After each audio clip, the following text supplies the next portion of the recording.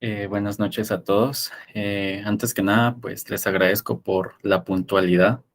El día de hoy tengo el gusto de darle la bienvenida a la ingeniera Claudia Izquierdo. Ella nos estará dando una introducción a las redes en AWS. Ella es la primera instructora mujer en Cisco en Guatemala. También es reconocida como una de las mejores instructoras del mundo. En el año 2019 fue premiada como la mejor instructora en Guatemala y obtuvo el tercer lugar a nivel de Latinoamérica. Cuenta con experiencia en networking, seguridad, ciberseguridad y arquitectura cloud. Actualmente trabaja como Solutions Architect para AWS Latinoamérica y es Community Leader de la comunidad AWS Women Colombia. Bienvenida, ingeniera, y el tiempo es suyo. Hola Edgar, muchas gracias. Y bueno, perfecto. Entonces, comencemos. ¿Cómo están todos? Voy a ir con la compartición. Vamos a compartir. Entonces, creo que sería la 2. No, está la 2, la 1. Súper. Entonces, bueno, buenas noches a todos. ¿Cómo están?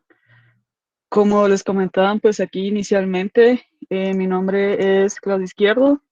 Em, Actualmente soy arquitecta de soluciones en AWS o Amazon Web Services.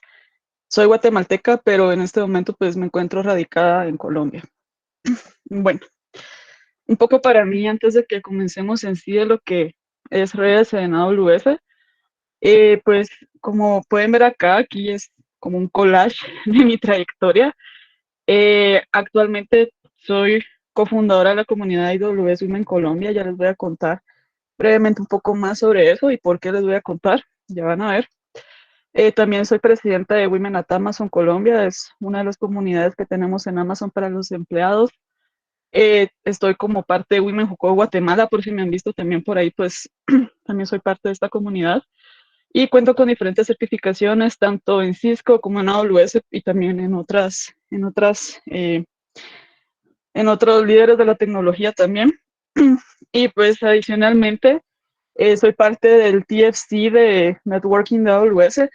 ¿Qué quiere decir esto del TFC?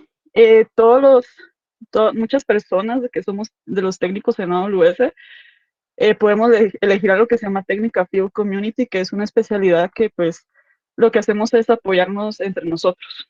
Entonces, si alguien necesita algún apoyo muy deep dive que tenga que ver con redes, pues en ese caso yo entro ahí a la bateada. Y bueno, acá les voy a dar unos segundos, porfa, saquen tu teléfono y escaneen el QR. ¿Por qué? Si quieren ustedes seguir pues consumiendo este contenido de AWS, este contenido de cursos y de AWS en español, ¿sí? Los invito a la comunidad que tenemos aquí en Colombia con diferentes mujeres, tanto empleadas y no empleadas de AWS. ¿Por qué se los digo? Más que todo, pues ahí porque pueden ir al canal de YouTube o al LinkedIn. Más que todo, por ejemplo, para el canal de YouTube, ahí pueden encontrar ya diferentes videos de las sesiones que hemos tenido desde hace más o menos año y medio. Y hemos hablado de un sinfín de servicios. Entonces, ahí pueden encontrar pues más contenido de diferentes servicios, de diferentes ramas en AWS. Y bueno, sin más, ya para que les quede eso, como les digo, después de esta charla de hoy, si quieren seguir pues conociendo más en el mundo AWS, las diferentes ramas que tenemos, qué machine learning, qué inteligencia artificial, qué seguridad, qué desarrollo, qué base de datos, qué redes, pues acá pueden ir a conocer lo que estamos construyendo acá.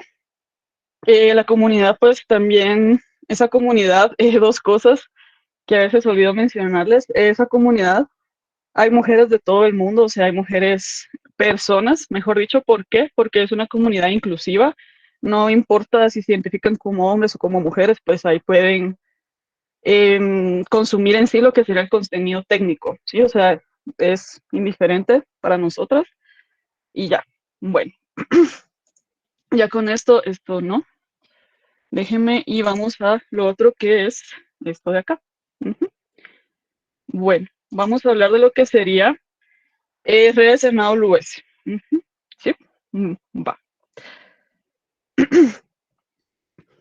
Listo.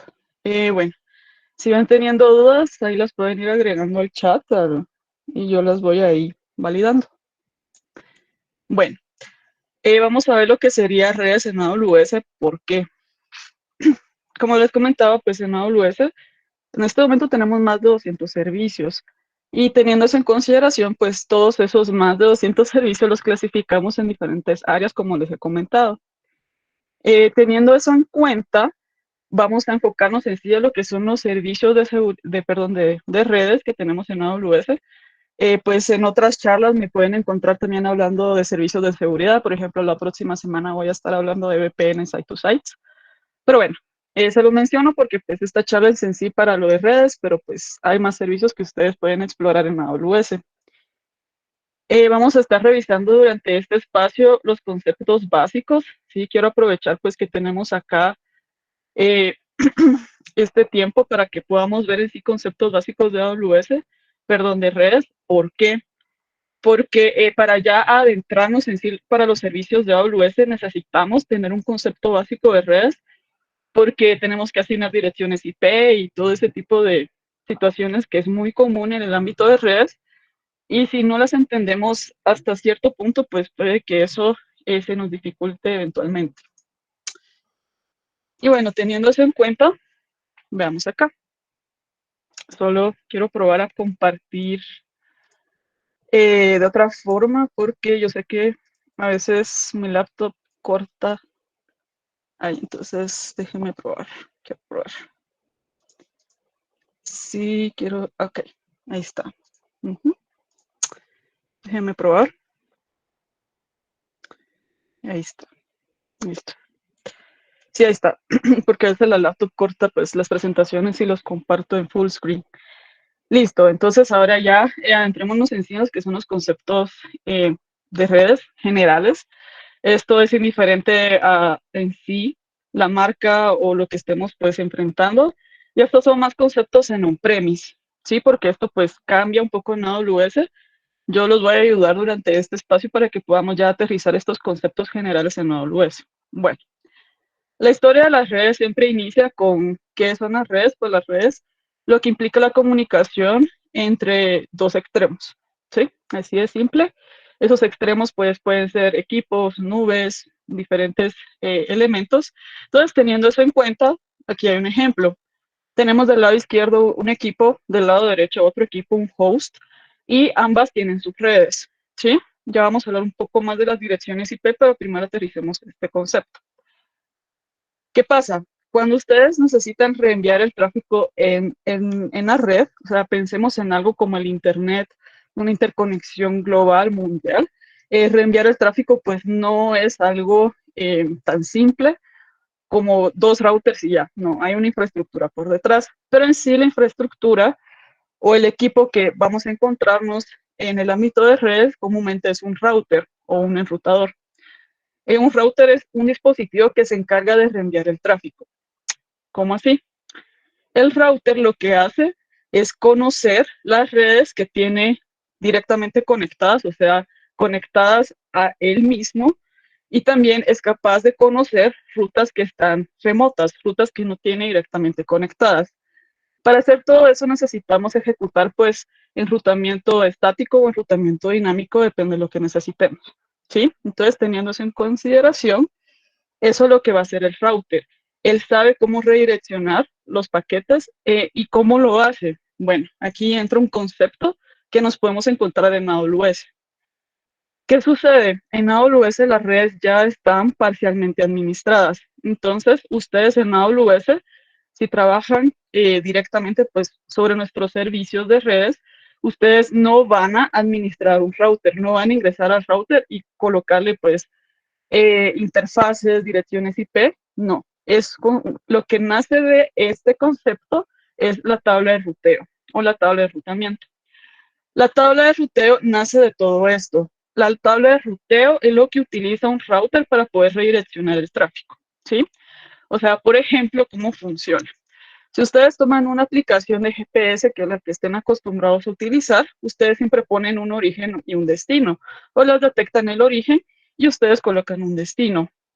Normalmente estos GPS, pues por detrás, ya tienen conocimientos de cómo llegar de punto A a punto B. No es como que ellos lo creen o ya, sino ya tienen una base de datos, ya tienen ciertos procesos y algoritmos que permiten detectar cómo pueden ustedes, por ejemplo, llegar del Naranjo a la zona 1 allá en Guatemala, ¿sí? Entonces, toda esa información precargada de las rutas que ustedes pueden tomar del Naranjo a la zona 1 en Guatemala es lo mismo que una tabla de enrutamiento. El router, cuando llega un paquete, él toma la tabla de enrutamiento, la lee y redirecciona el tráfico. Entonces, ese es el juego que hacen los routers, esa es su función y lo podemos encontrar en las tablas de ruteo que tenemos en AWS.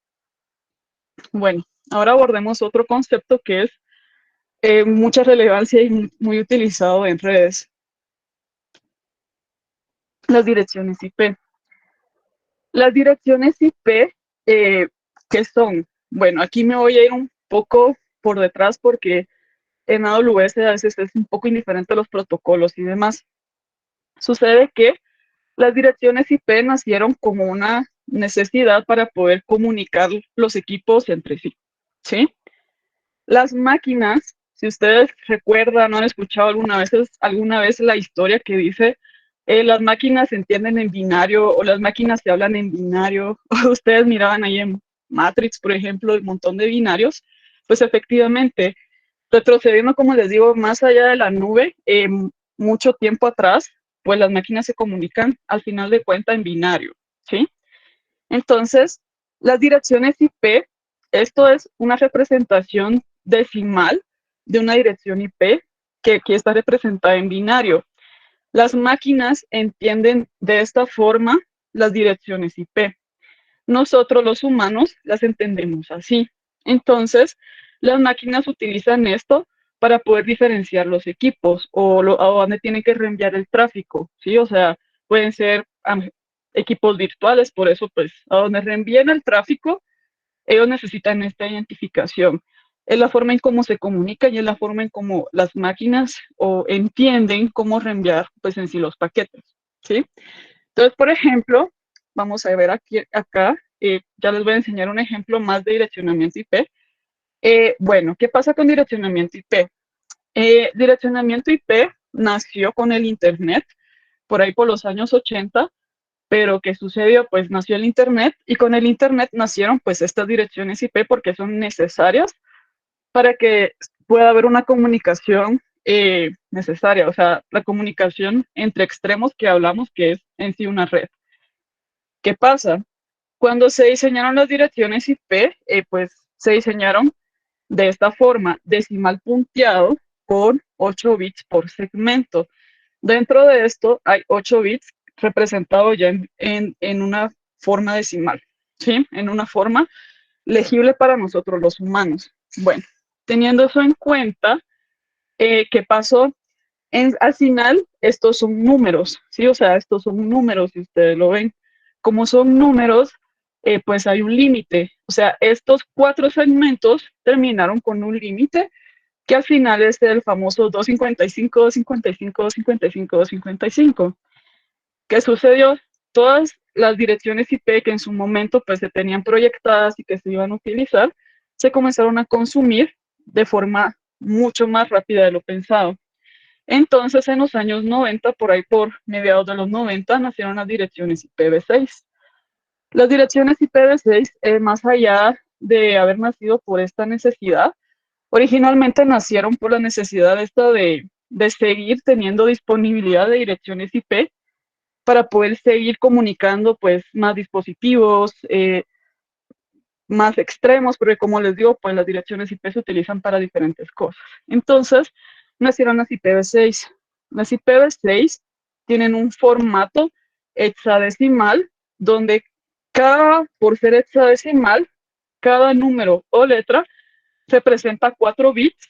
En total, cada grupo de una dirección IPv6 tiene 16 bits, dando una suma de 128 bits. Entonces, por eso nació IPv6 y pues ambas son soportadas en AWS. Bueno, ahora terminemos de adentrarnos en esto de lo que son las direcciones IP. ¿Qué pasa? Las direcciones IP vienen en parejas, ¿sí? Ustedes siempre van a ver este tipo de escritura y ya se las voy a explicar por qué existe. Ustedes van a ver este tipo de escritura 192.0.2.0 diagonal 24. O sea, siempre hacemos un diagonal algo, un diagonal 20 y algo, un diagonal 10 y algo. ¿Pero por qué? Bueno, retomando lo que habíamos hablado, que pues las máquinas entienden en binario, que es esto que está aquí abajo. ¿Qué pasa? Las direcciones IP tienen una estructura. Las direcciones IP tienen que representar la red a la que pertenece, a lo que se le está asignando una IP y qué IP tiene específicamente. Sí, otra vez. Esta es la parte de red y la parte de host. Las direcciones IPv4 e IPv6 ambas tienen esta segmentación como mínimo. Si ustedes subnetean, pues segmentan más, pero no vamos a entrar en ese detalle. De nuevo, tenemos esta segmentación. Las máquinas tienen que poder diferenciar para poder reenviar los paquetes a qué red pertenece esa IP y a quién le pertenece. Entonces, por ejemplo, yo me llamo Claudia Izquierdo. Podemos poner de la siguiente forma, Izquierdo Claudia, ¿sí? Yo soy de la red Izquierdo, ¿sí? Tengo que mi papá, que mi mamá, que el resto de mi familia. Bueno, entonces, Izquierdo. Pero Claudia pertenece a la familia Izquierdo o a la red Izquierdo, pero su papá también pertenece a la familia Izquierdo. Entonces todos estamos en una misma red. La parte de host ya es el identificador distintivo. Claudia Izquierdo, entonces Izquierdo, Claudia. Ah, ok, ella es de la familia Izquierdo, pero es específicamente Claudia. O por ejemplo, mi papá que se llama Víctor.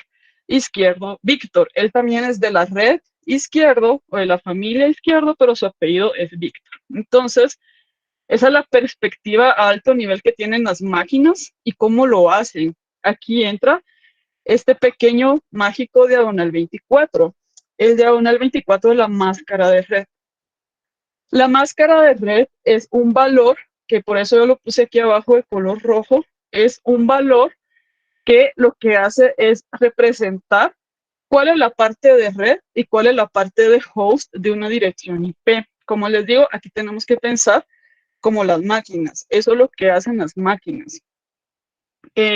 Toma la máscara de red y este diagonal 24 representa la cantidad de bits encendidos de izquierda a derecha en la máscara de red. De nuevo, este diagonal, este CIDR, porque este se le llama, esta se le llama escritura CIDR porque hay otras formas de escribir direcciones IP, pero esta que se utiliza pues en AWS, esto de nuevo es la cantidad de bits encendidos que tenemos de izquierda a derecha en la máscara de red. ¿Quién es la máscara de red? Esto que coloqué de aquí en rojo y que lo que hace, las máquinas lo que hacen es decir, los unos son de red y los ceros son de host. Entonces, mágicamente aquí podemos colocar una barrera, sí, o sea, aquí pueden colocar una barrera y decir, esta es la parte de red y esta es la parte de host. En redes así se hace, o sea, así lo hacen las máquinas y si ustedes lo quieren hacer con una hoja o con un Excel por curiosidad a mano, pues también esta es otra de las formas de poder delimitar la parte de red y la parte de host de una dirección IP.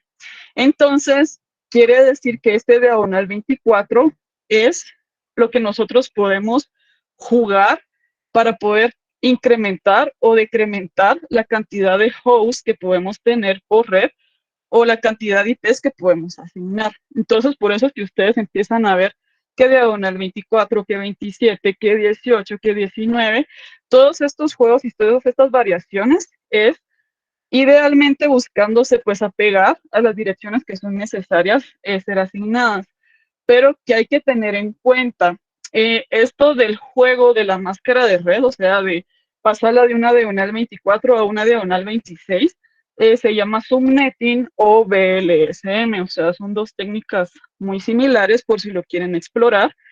Y ahí lo que hacen ustedes es pues ir repartiendo esa red en redes más pequeñas, pues para así tener una mayor segmentación.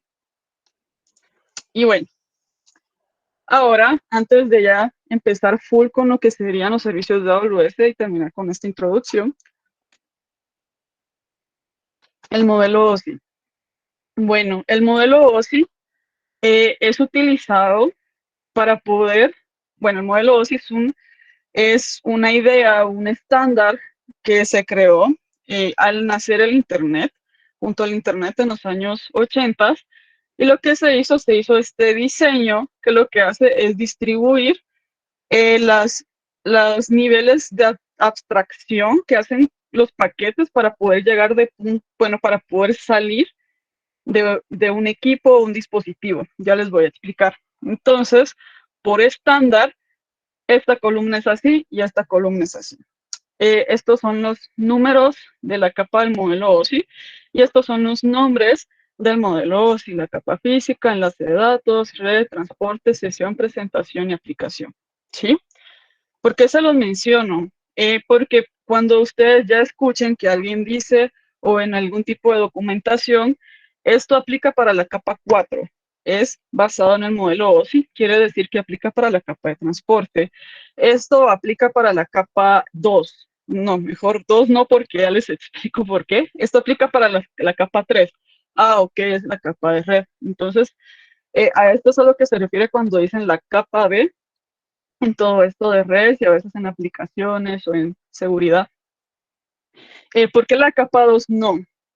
Cuando ustedes ya trabajan con servicios de AWS y por el modelo de responsabilidad compartida, pues ya ustedes no trabajan con la capa 2, no administran switches o algo parecido. Normalmente la administración por parte del usuario ya comienza en una capa 3 hacia arriba, que es router, perdón, no es si router, sino rutas o, por ejemplo, firewalls como en la capa 4. Bueno, entonces teniendo en cuenta que este es el modelo OSI y así es como se llama, bueno, ¿para qué se utiliza? Como les menciono, como les dije al inicio, para poder ustedes hacer una comunicación efectiva, normalmente yo aquí en Colombia y pues ustedes la mayoría en Guatemala, tienen que pasar una serie de equipos y pasos para que ustedes puedan verme de allá para acá y yo poder hacer esta transmisión. ¿Qué quiere decir eso? Que van a ver pues muchos equipos intermedios, routers, switches, firewalls y demás, balanceadores, servidores, etc., etc. Entonces, el modelo OSI es también utilizado para poder clasificar en sí, digamos que estos equipos. Por ejemplo, cuando hablamos de la capa física, tenemos que pensar en sí en un cable o en el Wi-Fi, pero ya en la capa en sí tangible, casi que, aunque el Wi-Fi no es tangible, pero pues ustedes me entienden. ¿Por qué?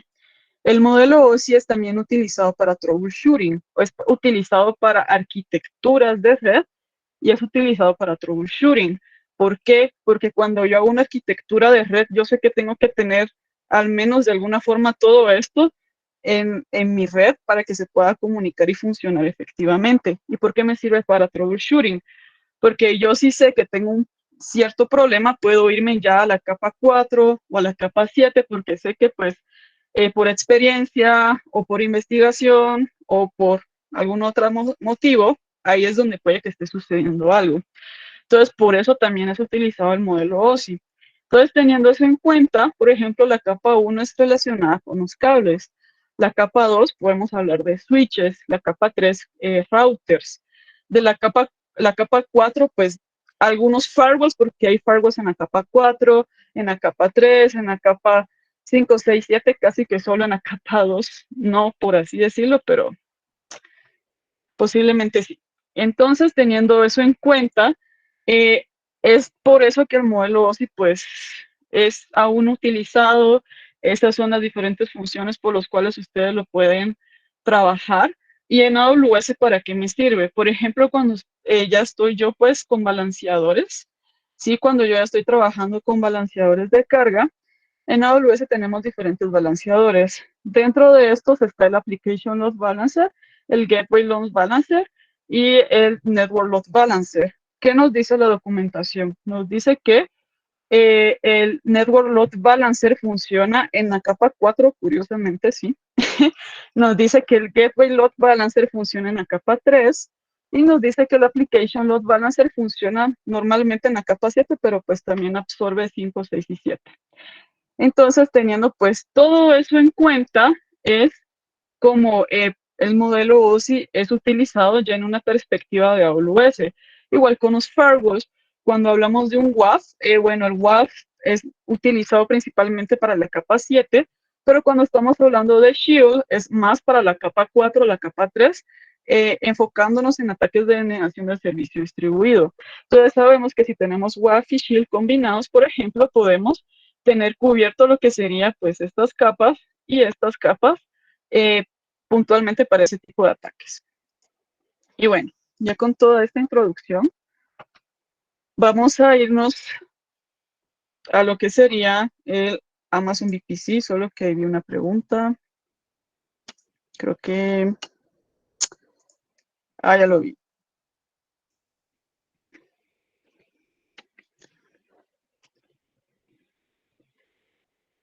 Fíjate que no voy a entrar en mucho detalle para los diferentes casos de los balanceadores porque son muy específicos. Nosotros en AWS lo que buscamos es tener diversidad de servicios para los diferentes casos de uso, porque a veces alguien lo necesita para esto, pero otros lo necesitan para esto.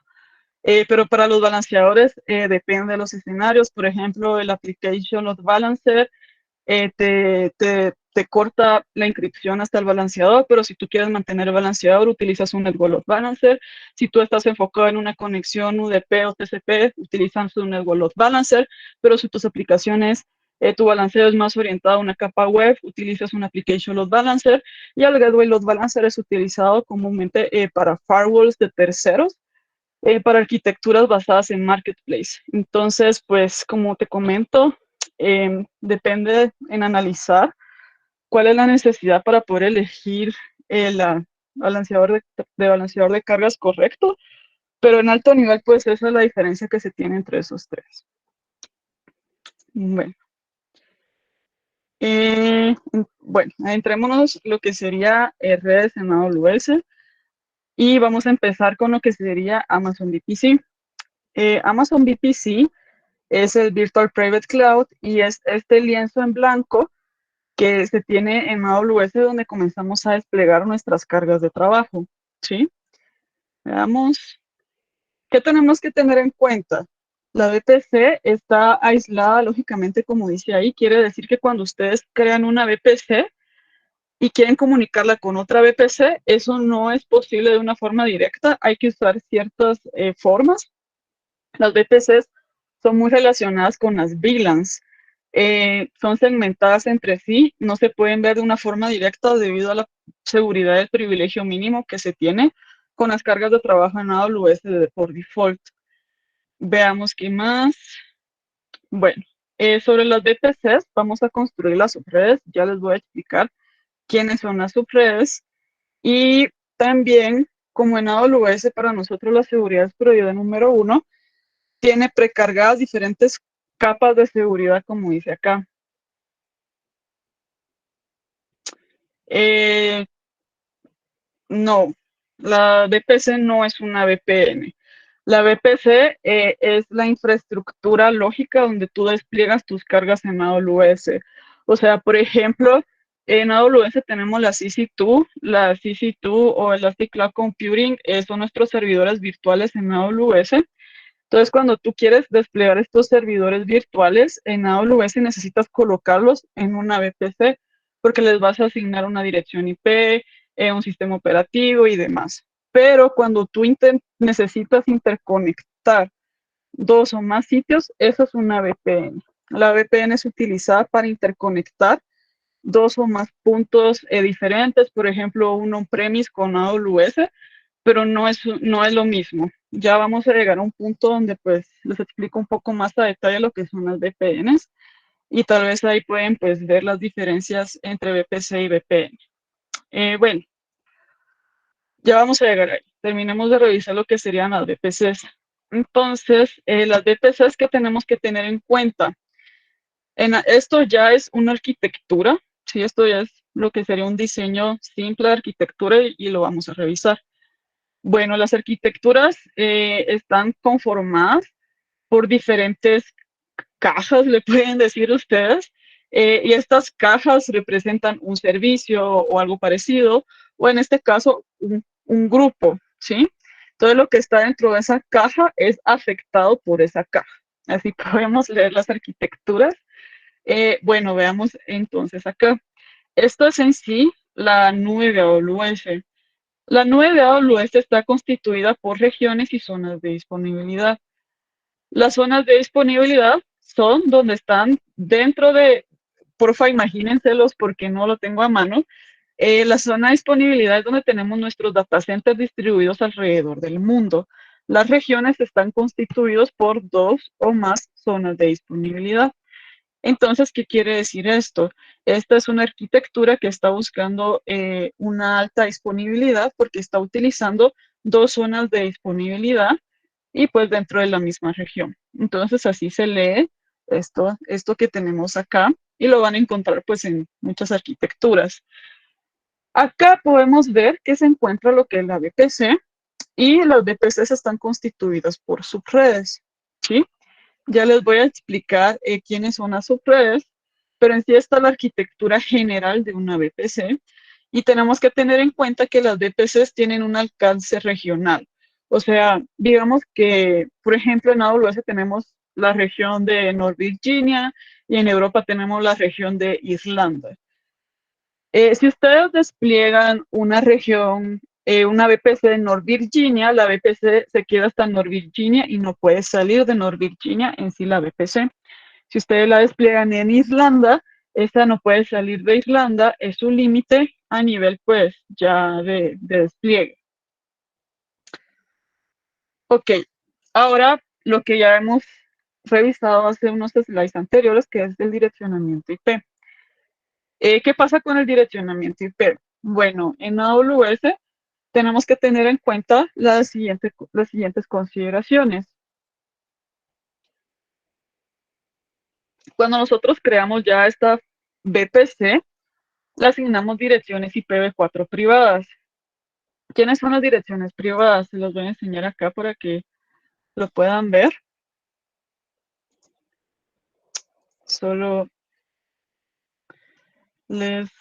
ya les vuelvo a compartir la presentación. Solo les comparto esto para que vean.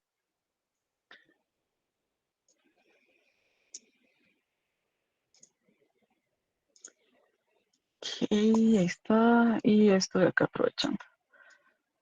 Súper. Listo.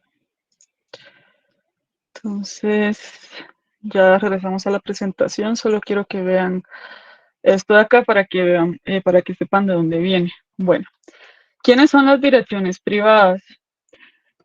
Retomando la historia del origen del Internet. Bueno, sucedió que cuando pues comenzó a crecer todo esto del Internet, para poder ralentizar el agotamiento, porque pues era algo que iba a suceder, se desarrolló una técnica que es NAT. NAT lo que hace es traducir una dirección IP a otra para que podamos reutilizar las direcciones IP. Es como, por ejemplo, que les dijera, yo me llamo Claudia Izquierdo y nadie en el mundo se puede llamar Claudia Izquierdo, pero pueden tener el apellido Izquierdo. Entonces, pueden haber muchas personas izquierdo, pero no más de una Claudia Izquierdo.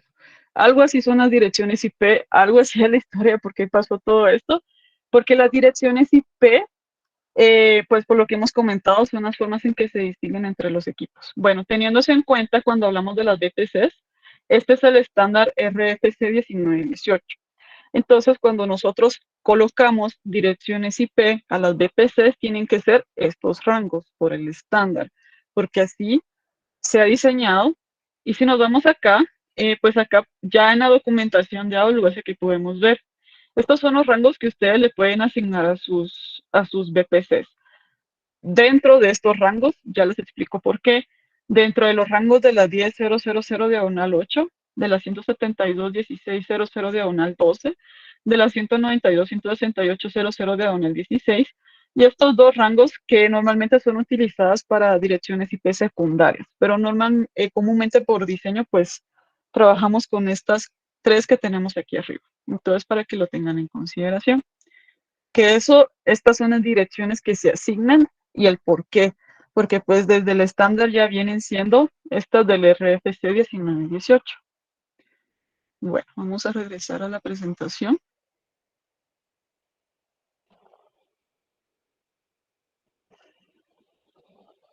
Ahí está. Listo. Y va. Entonces estamos hablando que de ahí viene ese rango y eso es lo que yo le asigno a la VPC, en donde yo voy a desplegar, por ejemplo, servidores virtuales, o sea, EC2. ¿Qué tenemos que tener en cuenta? Esto no se puede cambiar después de la creación y que los rangos son utilizados en diagonal 16 al diagonal 28. Por eso, por ejemplo, el diagonal 8 que ustedes vieron ahí no se puede utilizar, solo es una representación de los rangos que pueden ser aplicados, pero en sí una VPC no se le puede configurar un diagonal 8, tiene que ser un diagonal 16 a un diagonal 28 y también pues soportamos IPv6 en AWS. Y por último, una técnica que debe ser, que se debe de trabajar en todo el ámbito de networking es no sobreponer las direcciones IP. No traslaparse, no sobreponerlas, o sea, si tengo una 172.16.00 diagonal 24, no voy a poner a comunicarla con otra 116.00 diagonal 24. ¿Por qué? Porque retomando que las máquinas hablan en binario y distinguen los reenvíos de paquetes con direcciones IP, no van a entender si de la 176.00 diagonal 24 va a la 172.16.00 diagonal 24, no van a poder distinguir y ahí va a haber cierto conflicto. Es por eso que tenemos que buscar que las direcciones IP sean únicas, ya sea en un on-premise o ya sea en AWS. Bueno, ¿qué más tenemos que tener en cuenta? Esto es más que todo como una revisión de diseño de direccionamiento IP, pero esto es necesario. El direccionamiento IP se tiene que tomar en cuenta al momento antes de comenzar con los despliegues, pues para tener la cantidad de direcciones IP suficientes. Teniendo eso en cuenta, en AWS también se reservan direcciones IP. Según los estándares, pues las direcciones, las redes, ¿sí? O sea, por ejemplo, una 10.000 diagonal 16, sí, una 10.000 diagonal 16, ya aterrizando los conceptos que hemos visto. Tenemos una 10.000 diagonal 16. Esta, pues, la cortamos y la hacemos redes más pequeñas. De nuevo, esto es subnetting. Esta técnica se llama subnetting o BLSM. Entonces, lo que hacen acá es tomar una red y ¿qué nos están diciendo? Esta red soporta 65.536 direcciones IP. Es como que ustedes tuvieran un pastel, que el pastel, cuando ustedes lo compran, les dicen este pastel soporta hasta 20 personas o hasta 20 porciones. Entonces, se les da ese pastel y ustedes lo empiezan pues a partir y saben que ese es su límite, que no se pueden pasar de eso. Igual son las direcciones IP. Se nos dio el pastel de la 10.00 diagonal 16, lo podemos particionar para hasta 65.536 direcciones IP. Entonces lo que se hace ahí es comenzar a partir esa red en subredes. Y acá se distribuyó de la siguiente forma. La subred 1 con una 10.00 diagonal 24, la 2 con una 10.020 diagonal 24, esta 4 que está aquí abajo escondida con una 10.010 diagonal 24 y esta 3 con una 10.030 diagonal 24. Cada una tiene hasta 251 direcciones IP disponibles. ¿Por qué? Bueno, aquí viene el secreto. Ustedes siempre por una red, si recordemos que esto es una red y adentro tiene 251 direcciones IP para entregar cada uno de estos grupos. ¿Qué pasa? Por estándar, siempre la primera y la última no se utilizan. Esta siempre se asigna para dirección de red, o sea, la representación de la red no se puede utilizar y esta se utiliza para la dirección de broadcast, ¿sí? Es un protocolo de reenvío de uno a muchos que pues por estándar no se pueden asignar. Entonces, en el on-premise estamos acostumbrados a comenzar con el punto 1, punto 2, punto 3 en este escenario, porque recuerden que hay direcciones IPs que pueden empezar, por ejemplo, pueden ser un diagonal 16 que empiezan con un 17, 18, 19. No todas las redes empiezan con punto cero, pero siguiendo este ejemplo, pues uno empezaría con asignando que la punto uno, que la punto 2, que la punto 3, etc, etc. Entonces, ¿qué pasa ahí? Vamos a poner esto acá, listo. ¿Qué pasa ahí? En AWS nosotros también tomamos 3 IPs. Eso quiere decir que en total en AWS, por cada subred, de nuevo, por cada subred, yo voy a pues entregar 5 IPs. Estas las tengo que tener en cuenta, que no las voy a utilizar, que no son utilizables, porque así las cargas de trabajo que yo vaya colocando, pues tienen una cantidad suficiente de IPs. La primera es utilizada para gateway, sí, es para los gateways. La punto 2, en este caso, o la segunda es para los DNS y la punto 3 o la tercera asignable es para holgura, no, es reservada pues para cierta holgura. Y bueno, ya teniendo en cuenta todo esto de qué direcciones se puede utilizar, un breve ejemplo de subnetting, ahora hablemos de lo que son los tipos de direcciones IP públicas. Bueno, era lo que les contaba. Las direcciones IPv4 se clasifican, todo esto está basado en IPv4, IPv6 pues varía en clasificaciones, todas las IP son públicas, etc, etc, consideradas públicas, por así decirlo. Entonces todo esto está basado en sí lo que es IPv4. Bueno, para lo que es IPv4, nosotros en AWS tenemos dos tipos de IPs públicas. Las IPs públicas son aquellas IPs, si ustedes se recuerdan y vimos pues ese cuadro que tenía que la 10.00, que la 172 y la 192, lo que sale de estos rangos, en la mayoría de casos, porque hay otros rangos reservados como el APIPA, son para, son para direcciones públicas. Entonces, estas son utilizadas para enrutar hacia el Internet. De nuevo, son para enrutar hacia el Internet. Quiere decir que estas son para ya la comunicación que necesitamos en Internet y por lo que les comentaba a través de un NAT. Bueno, para no darle muchas vueltas a este punto, en AWS tenemos dos formas de obtener direcciones IPv4 públicas. La primera son las autoasignables o las auto-assign. Las IPs autoasignables son aquellas que pues se pueden elegir, por ejemplo, en estas instancias que les he comentado de EC2, que son los servidores virtuales. Podemos colocarle una IP pública autoasignable. ¿Qué pasa con estas IP públicas autoasignables? Son volátiles, o sea, si yo reinicio la instancia, se reinicia, se cambia la IP. Se puede cambiar esta IP en ese tipo de escenarios. Entonces, si yo quisiera un IP que, que no cambie, aunque se haga un reinicio, que no sea volátil, hay una opción que son las Elastic IPs.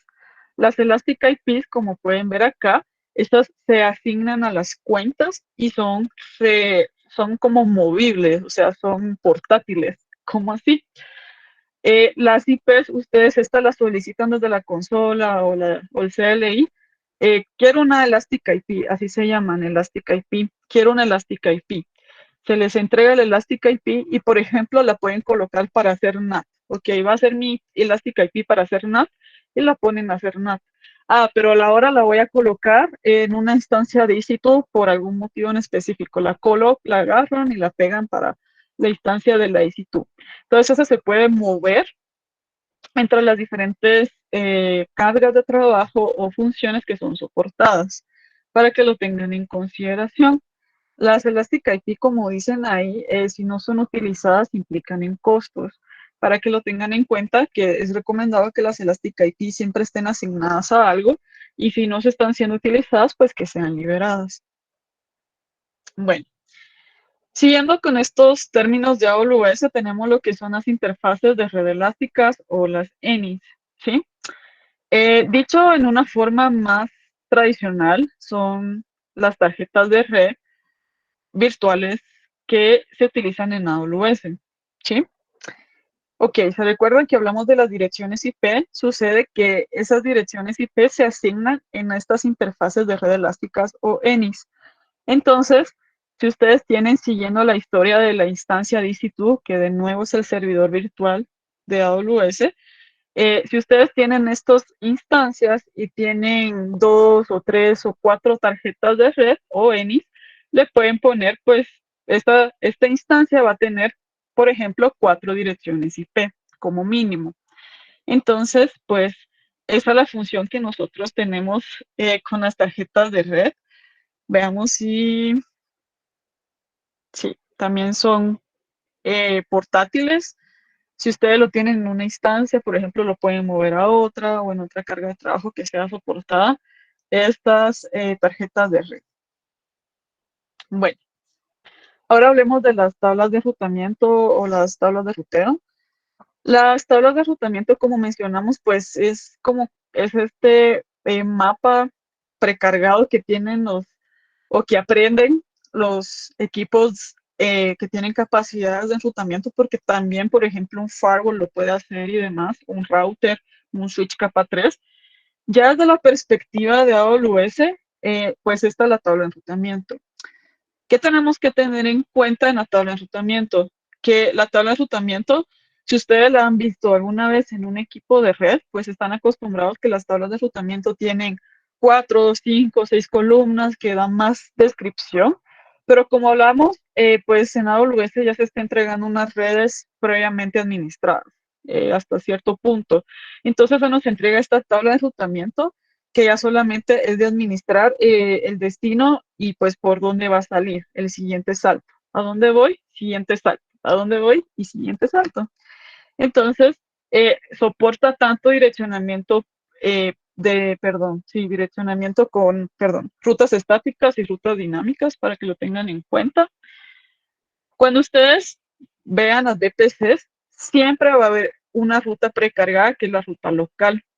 La ruta local es la misma red de la VPC y eso lo que permite es que las cargas que estén dentro de la VPC se puedan comunicar por su cuenta sin necesidad de que se haga algo adicional.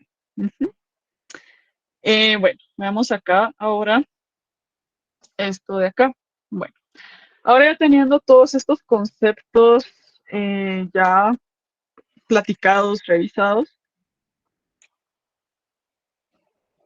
ya veamos ciertos diseños de arquitectura basados en VPC.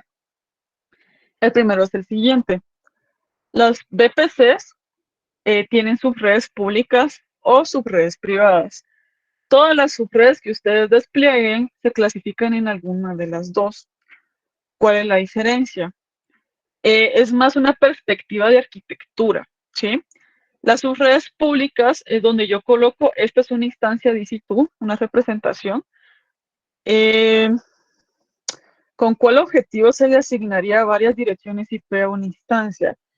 Pues a veces hay ciertos sistemas operativos o ciertos pues sistemas que necesitan tener 2 o más tarjetas de red. Entonces ese es uno de los casos donde pues puedes que tú lo hagas. O también donde yo lo he visto muchísimo son los en Kubernetes. Sí, he visto muchísimo que pues los Kubernetes es una de las formas que se consumen las IPs bastante rápido. Y bueno, les cuento ahí brevemente la historia. Entonces los Kubernetes, por esta necesidad de tener muchas direcciones IP, también necesitan pues desplegar muchas tarjetas de red. Entonces, por ejemplo, una instancia de EC2 que necesite tener dentro un despliegue de Kubernetes, por ejemplo, sería un escenario donde tengas muchas direcciones IP. Pues como breve historia, los Kubernetes son tan consumidores de direcciones IP que, por ejemplo, Netflix tuvo que comenzar a utilizar IPv6 bastante, más en sus cargas de Kubernetes, debido a que pues son exigentes en este tipo de ambientes. Entonces, ese es uno de los escenarios donde estarías colocando más tarjetas de red, más direcciones IP. Ese caso es público y lo pueden buscar y pues ahí le pueden dar una revisada. Es una grabación de un reinvent. Entonces, ese es uno de los escenarios.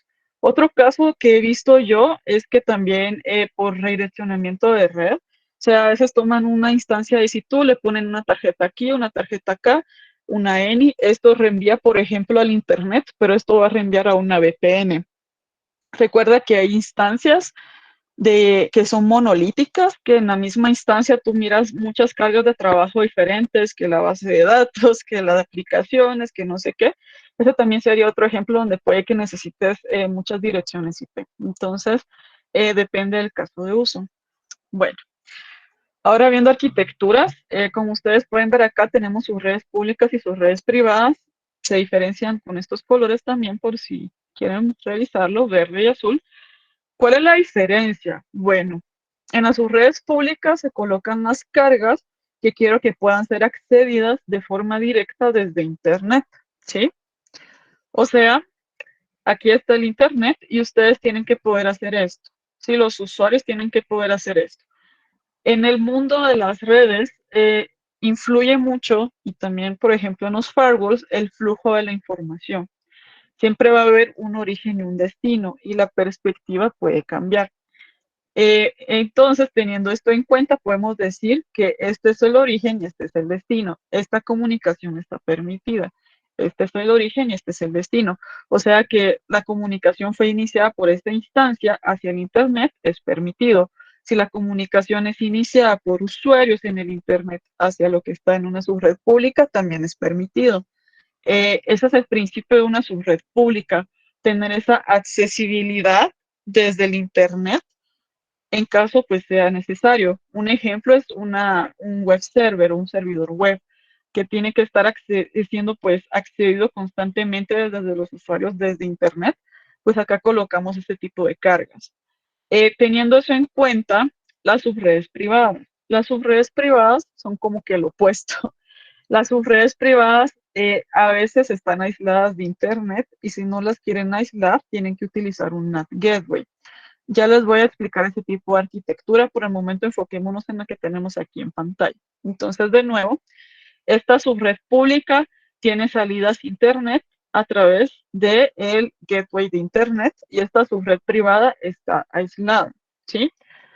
¿Quién es este Internet Gateway? ¿Sí? O sea, yo estoy más acostumbrada en sus nombres en inglés, pero este gateway de Internet o el Internet Gateway es utilizado para poder tener una conectividad a Internet. A diferencia de las cargas on-premise, donde tendría que colocar un switch, un router, configurar el router, conectar las cargas de trabajo al switch, etc.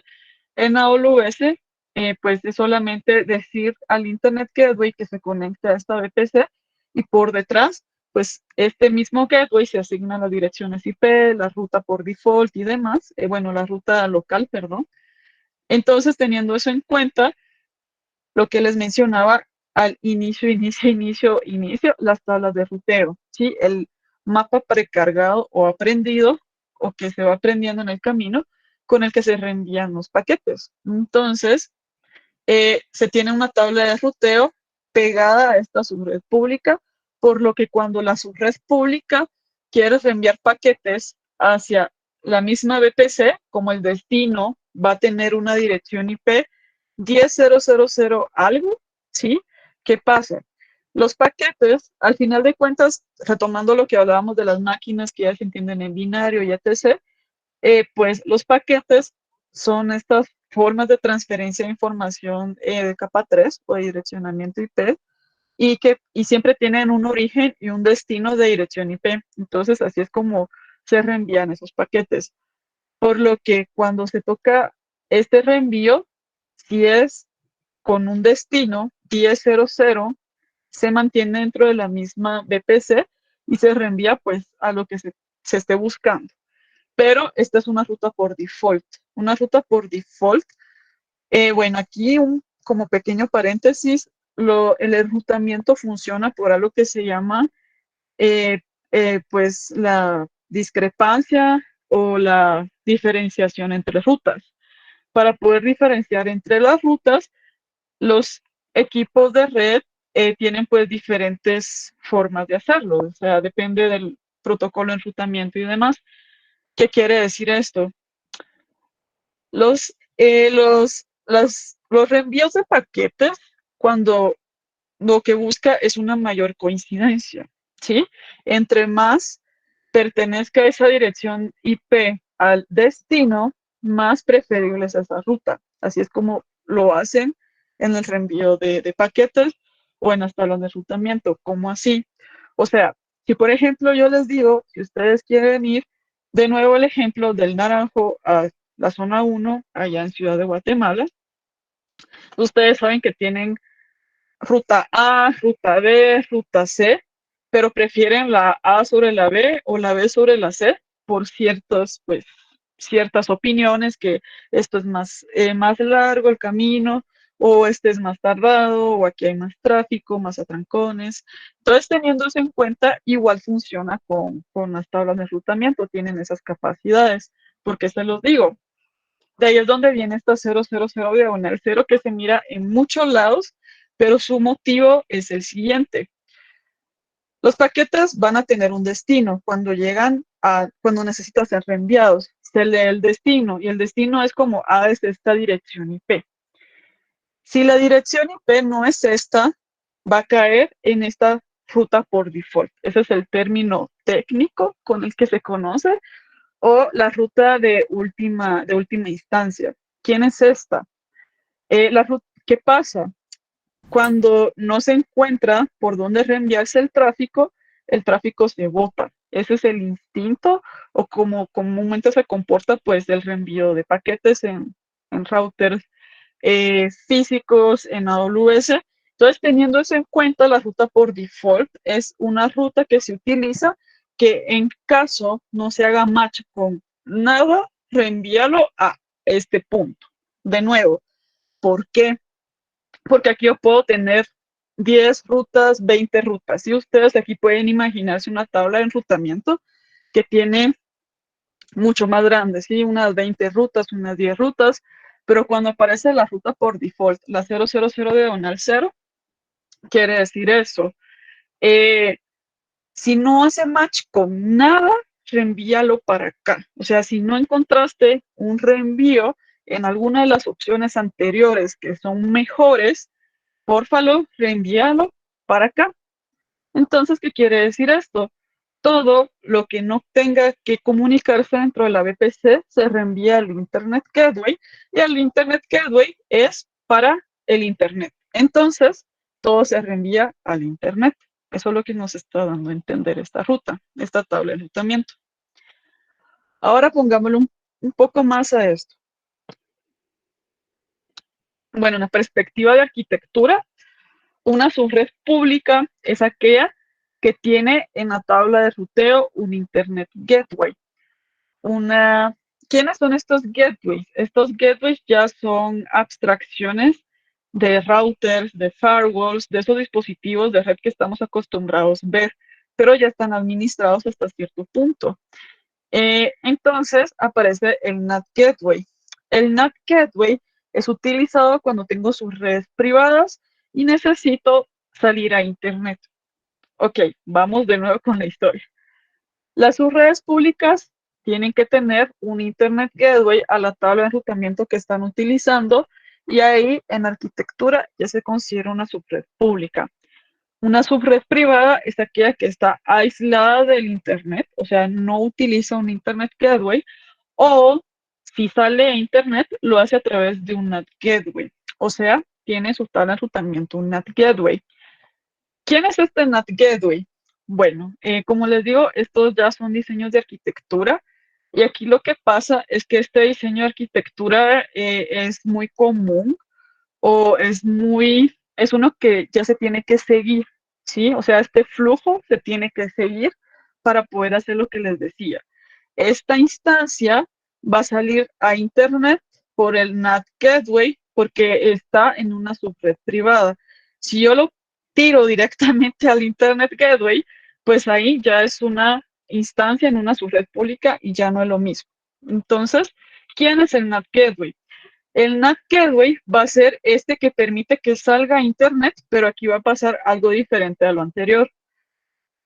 Habíamos dicho que lo que está en la subred pública puede salir a Internet, o sea, puede conectarse a Internet y retornar, o puede ser consumido desde Internet. Si yo pongo, por ejemplo, meet.google.com, eso me redirecciona a un frontend que puede que esté, digamos que acá, ¿sí? En una subred pública. Bueno, teniendo eso en cuenta, Las subredes privadas utilizan el NAT Gateway, pero el NAT Gateway, ¿qué característica tiene? El NAT Gateway permite la comunicación así, sí, de nuevo, así, que viene de la instancia, va a la tabla de enrutamiento y sale y retorna, pero no va a permitir un consumo desde Internet. No es posible y esa es una de las funciones que tiene el NAT Gateway. El NAT Gateway no va a permitir esto, ¿sí? No va a permitir que pueda ser consumido lo que esté en la subred privada desde Internet, pero la subred privada sí puede salir a Internet. Entonces, un ejemplo acá es una base de datos. Por ejemplo, puedo colocar aquí una base de datos. La base de datos puedo dejarla aislada de Internet, o sea, le quito el NAT Gateway y no sale de Internet y ya. Pero pues a veces estas bases de datos, bueno, no a veces, siempre van a necesitar una conectividad hacia Internet, ya sea constante o ya sea eventual, para poder hacer descargas de actualizaciones, de parches y todo. Entonces, digamos que la base de datos no puede quedar aislada de Internet, pero no va a poder ser consumida desde Internet. O sea, no voy a poder ejecutar un SQL injection, por ejemplo. No puedo yo directamente consumir esta base de datos. Yo no puedo, estando desde Internet, intentarla consultar o intentarla administrar. El NAT Gateway no me va a dejar. Esa es parte de las funciones que hace. Pero la instancia sí puede salir sin ninguna limitante. Entonces, permite el flujo de salida y su retorno, pero no permite el flujo iniciado desde afuera y su retorno. Entonces, teniendo eso en cuenta, estas son las tablas de ruteo. Para la subred pública, de nuevo, la ruta local, que ya mencionamos que es una que pues se viene de cajón con las tablas de ruteo, y una ruta hacia el Internet Gateway y una ruta hacia el NAT Gateway, haciendo posible este flujo. De acá llega esta tabla de ruteo detecta que va para el Internet. Ah, ok, si va para la 00 diagonal 0, NAT Gateway, redirecciono, NAT Gateway utiliza esta tabla de ruteo y dice, bueno, yo voy también ahora pues a alguna IP que representa la 00 diagonal 0, me reenvían pues hacia Internet. Y bueno, entonces esas son dos arquitecturas, las introductorias para BTC, sus redes públicas, sus redes privadas. Ahora, ¿qué sucede? Nosotros cuando llegamos a un punto que tenemos que interconectar dos o más VPCs, como les decía, por default vienen aisladas entre sí, no se pueden conectar eh, solamente con rutas o algo parecido. Entonces, tenemos dos formas, de nuevo, dos formas para interconectar VPCs. La primera se llama peering o, o parejas o pares. Entonces, esa se llama peering. ¿Qué tenemos que tener en cuenta con los peerings? Los peerings, como su nombre lo dice, trabaja en pares, en parejas o de dos en dos. Los peerings solo me va a permitir conectar dos VPCs a la vez.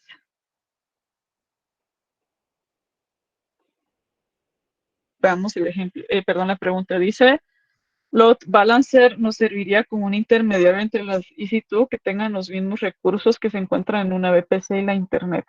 Sí, ese es otro diseño de arquitectura donde tú puedes colocar pues un balanceador de caras Internet. Hay hasta ciertas arquitecturas que lo que hacen es dejar todo en sus redes privadas y dejar que solamente el balanceador pues dé de cara al Internet. Hay diferentes formas, le puedes asignar una IP pública o por su naturaleza. Entonces, sí, pues los balanceadores efectivamente ahí es donde estarían colocados. Y bueno, retomando esto del peering, de nuevo, solamente es de parejas o en dos. ¿Qué quiere decir esto? Ya les explico, solo quiero ver si no se me pasa algún detalle. Ah, sí, eso quiere decir que no es transitivo. Ya les dejamos eso en pendiente porque les tengo una arquitectura después de estos dos puntos para que hablemos más del peering. ¿Qué más tenemos en esto de redes en AWS? Bueno, ¿se recuerdan que vimos esta arquitectura de referencia con dos subredes, una pública y una privada? Bueno, existe algo que se llama la nube híbrida. La nube híbrida es una terminología que lo que nos dice es cuando yo conecto, pues, nube pública con nube privada.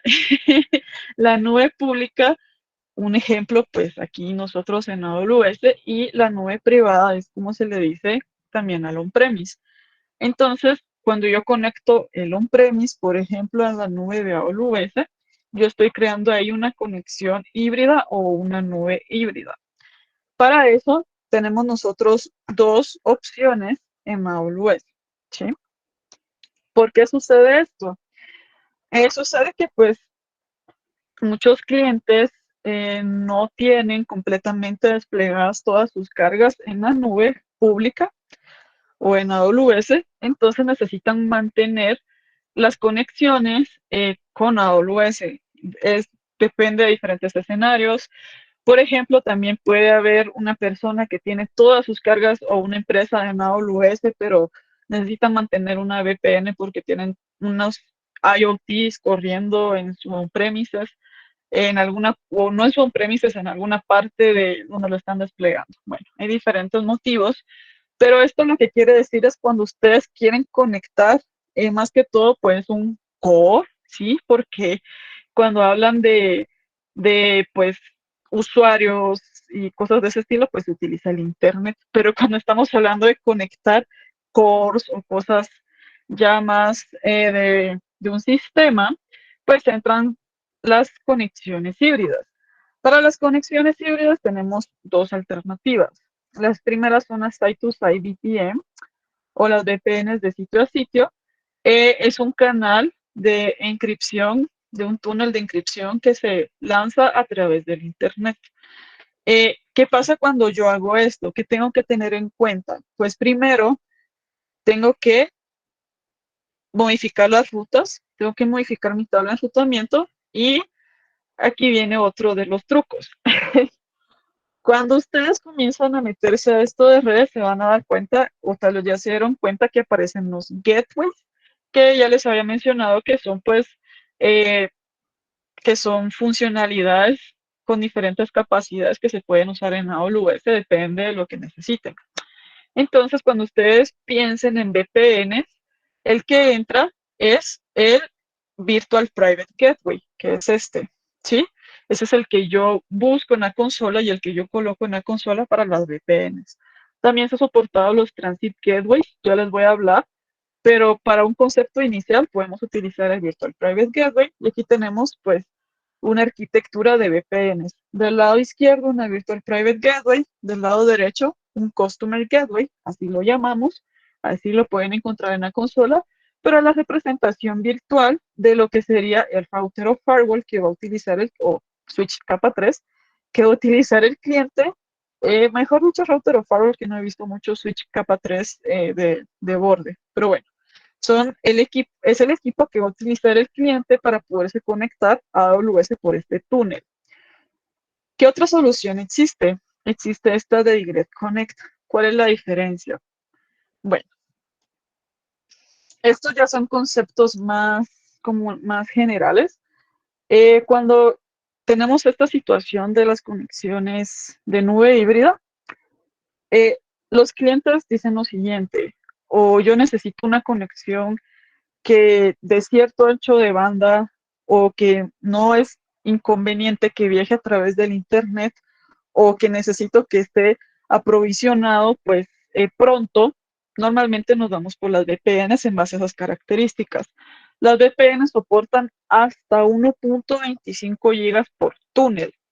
Entonces, si ese ancho de banda pues no le basta a un cliente, se pueden utilizar ciertas técnicas para poderlo aumentar de 1.25 hasta 50, pero si aún así no funciona ese tipo de diseños o por estándares no pueden, o compliance, no pueden utilizar la VPN porque viaja por medio de Internet o porque esa técnica para aumentar el ancho de banda no es algo que pues puedan utilizar, eh, se tiene esta otra alternativa que son los enlaces dedicados, ¿sí? Los enlaces dedicados en conceptos simples es un cable físico que se lleva desde donde está el cliente hasta el punto que es necesario. Si es un cable físico que es para ese cliente. Dentro de esos cables, si lo queremos ver en esa perspectiva, porque pues detrás hay mucha tecnología de telecomunicaciones para poderlos llevar a cabo, pero teniendo eso en cuenta, esto es un enlace aislado del Internet, ¿sí? Y adicionalmente, por default, ofrece un ancho de banda mayor que una VPN. Entonces, con estos enlaces dedicados, en AWS el servicio es Direct Connect. Entonces, con Direct Connect nosotros podemos desplegar esta alternativa de enlaces en AWS y ahí podemos tener velocidades para que lo tengan en cuenta, de 500 megas, de 1 giga, pero ya podemos saltar también a velocidades de 100, 200 gigas, cosa que pues las VPNs no lo pueden hacer por su naturaleza. Entonces, más que todo son diferentes casos de uso y diferentes pues situaciones en donde podemos elegir uno o el otro, para que lo tengan en cuenta. Esta es la arquitectura. También utiliza un Virtual Private Gateway. El Virtual Private Gateway y el Transit Gateway, ambos son utilizados como gateway para estas conexiones de nube híbrida. Tiene una arquitectura de alto nivel similar a la VPN, pero de forma interna, pues es un poco más complejo, pero para que lo tengan en cuenta como esta solución que existe. Bueno, ahora, ¿qué más hay en esto de las VPCs, en esto de redes en AWS? Bueno, retomando lo que les había dicho, que por principios de privilegio mínimo, por seguridad, las VPCs están aisladas. Entonces, ¿qué pasa? ¿Qué se hace en ese escenario? Las VPCs no pueden hablar fuera de su mundo a no ser que se hagan ciertas funciones, como hablamos que hay que poner un Internet Gateway o un NAT Gateway o un Virtual Private Gateway. Pero eh, eso es más para la comunicación de las VPCs con algo más, por así decirlo. ¿Qué pasa cuando nosotros necesitamos que las VPCs se comuniquen con servicios que no están dentro de las VPCs? Bueno, ¿qué pasa? Si recuerdan, pues hablamos que AWS tiene más de 200 servicios. Y dentro de esos más de 200 servicios y siguiendo el modelo de responsabilidad compartida, los servicios son clasificados en servicios de infraestructura, servicios administrados o servicios serverless. Y cada uno difiere de la responsabilidad que es tomada por nosotros en AWS y la responsabilidad que es tomada por los usuarios. Teniendo eso en cuenta, pensemos en una IC2, que son estos cuadros naranja. Cuando un usuario despliega una IC2, pues tiene que tomar las decisiones de las direcciones IP, el sistema operativo, el parchado, el ciclo de vida del sistema operativo, la encripción, que pues puede utilizar servicios de AWS, pero diferentes responsabilidades. También, si nos vamos al otro extremo, están los servicios serverless. Los servicios serverless son estos donde no se administra la infraestructura y el usuario está más enfocado pues en sí, en ejecutar código o en administrar datos. Entonces, teniendo eso en cuenta, en la perspectiva de AWS, eso están en diferentes lugares, no físicamente, sino a nivel de arquitectura. Veamos en sí esta arquitectura. De nuevo tenemos la nube de AWS, región, zona de disponibilidad de PC. Bueno, aquí tenemos un ejemplo con S3. S3 es un servicio serverless que tenemos en AWS para poder almacenar archivos tipo objeto. Teniendo eso en cuenta, las S3 no se puede comunicar de forma directa con las EC2, o sea, no hay forma. Tengo que colocar, perdón, un intermediario. Y el intermediario son los Virtual Private Endpoints. Perdón, sí. Perdón, los endpoints, perdón, no sé, sí, Virtual Private Endpoints. Sí. Entonces son los endpoints. Es que yo estoy acostumbrada a solo decir los endpoints y los endpoints y los endpoints. Entonces los endpoints en sí, o los puntos de enlace, estos endpoints son estas interfaces que permiten comunicarse ya las cargas que están dentro de AWS con las cargas que están igual perdón, que están dentro de la VPC con cargas que están fuera de la VPC, siempre dentro de AWS, o sea, con otros servicios. Entonces, de nuevo, los endpoints son utilizados para poder tener este canal. ¿Y por qué? Los endpoints, al final de cuentas, son tarjetas de red o ENIs, ¿sí? Lo que hacen los endpoints es agarrar una ENI y asignársela, por ejemplo, al S3 y se coloca dentro de la VPC y eso permite que ya se pueda redireccionar el tráfico que sea necesario, por ejemplo, a la S3. Por eso es que ustedes miran aquí una tabla de enrutamiento, se coloca esa ENI y eso me permite a mí redireccionar el tráfico. Entonces, esos son los endpoints. Tenemos dos tipos de endpoints, los interface endpoints y los gateway endpoints. Los interface endpoints son utilizados por los servicios que utilizan este tipo de funcionalidad. ¿Por qué se los digo así? Porque hay un listado de los servicios que trabajan este tipo de arquitecturas. Cuando tengamos que utilizar un gateway endpoint es para S3 o DynamoDB, ¿sí? De nuevo, solamente S3 y DynamoDB utilizan el gateway endpoint. DynamoDB es el servicio también serverless que tenemos en AWS para desplegar base de datos no relacionales. Y para el resto de servicios que no sean estos dos, ya nos vamos con un interface endpoint. Bueno, se recuerdan que también les comenté, ya estábamos hablando del VPC peering. Entonces, aquí pueden ver del lado izquierdo lo que es una arquitectura con VPC peering. ¿Qué pasa con esta arquitectura? Bueno, tengan en cuenta lo siguiente. El peering solo se maneja en pares y no es transitivo. ¿Qué quiere decir que no sea transitivo? Quiere decir que si esta VPC se comunica con esta VPC por este peering y se tiene esta VPC con esta VPC, este peering, no quiere decir que automáticamente pues se puede comunicar así, o sea, estos extremos. Eso no es posible. Peering no es como un router o algo parecido, sino que así funciona. Solo me va a permitir conectar dos extremos y dos extremos y dos extremos y no puedo conectar más allá de esos dos extremos. Es una solución que es utilizada, sí, es utilizada, pero ¿qué sucede? Es utilizada porque pues a veces hay clientes que solamente tienen una o dos VPCs o a veces tres, o sea, unas cargas de trabajo de ese tipo, pues un peering se puede utilizar en ese tipo de escenarios y ya. Pero no es una solución escalable cuando ya comienza esto a crecer, cuando ya comenzamos a tener, como ven acá, diferentes VPCs y ya comienzan pues a aparecer estas conexiones de VPNs y estas conexiones de Direct Connect, por lo que entra el Transit Gateway.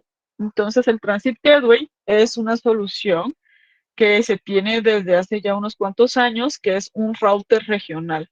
Esa es la forma como se le dice a veces, bueno, como le decimos de manera resumida, nosotros en AWS en router regional. Entonces, Transit Gateway me permite llevar a cabo, pues, esa conexión, es transitivo.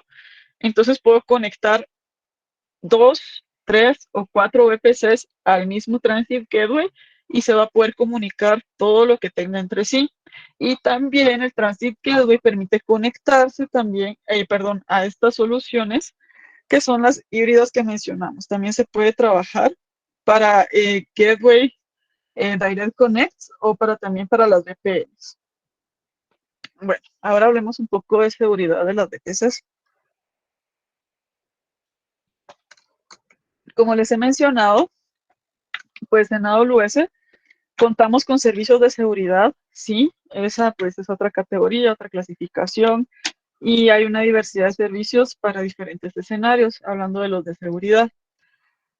Por ejemplo, si pensamos en la seguridad en sí de las VPCs, tenemos algo que se llama Network Firewall, que se puede desplegar en estas VPCs y pues tiene esas características de un firewall stateful, stateless y demás. Para no entrar a tanto detalle que hoy con eso. Hay diferentes servicios que se pueden adicionar de seguridad a mis cargas de trabajo, pero de forma nativa también hay que tener en cuenta que se traen ya ciertos firewalls virtuales precargados. Como ya hablamos, Estos ambientes en la nube pues son unos ambientes que ya tienen características previamente configuradas, previamente administradas.